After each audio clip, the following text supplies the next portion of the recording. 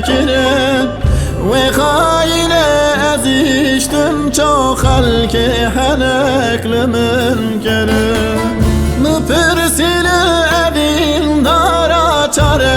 halimin nekirin ve kayne eziştim çok halki helekli münkerin Bilahere bilahere uyara derev inkiri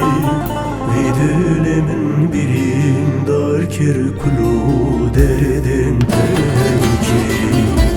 Bilahere bilahere ev yara derev münkiri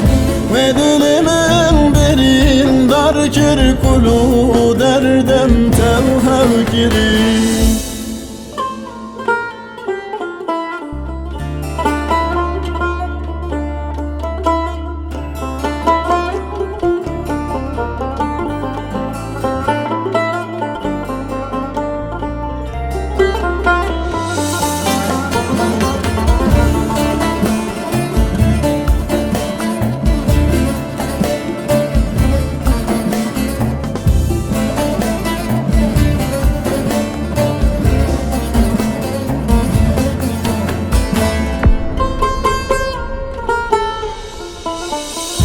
Ezman berçili şupiya kedit halemin giriya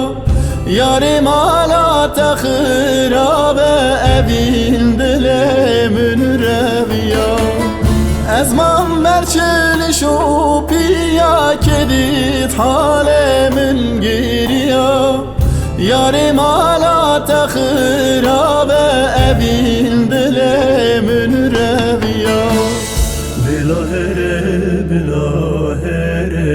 uyara derev inkiri Vidülemin birin darkir kulu